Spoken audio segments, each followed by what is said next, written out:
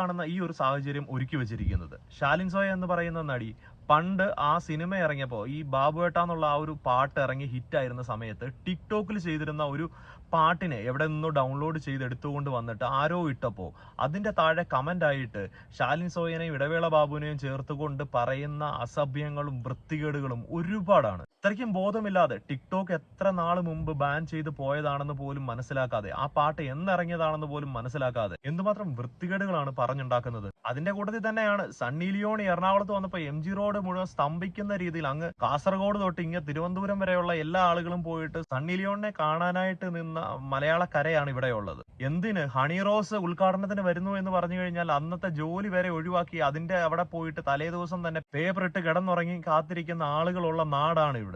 അതിലും വേണ്ട, നമ്മുടെ സോഷ്യൽ മീഡിയയിൽ നോക്കിക്കഴിഞ്ഞാൽ അവരുടെ ഫേവറേറ്റ് ലിസ്റ്റുകളിൽ എടുത്ത് നോക്കിയാൽ, ഇല്ലെങ്കിൽ ലൈക്ക്ഡ് വീഡിയോസുകൾ എടുത്ത് നോക്കിയാൽ അറിയാൻ പറ്റും ഇവരുടെയൊക്കെ മനസ്സിലിരിപ്പ്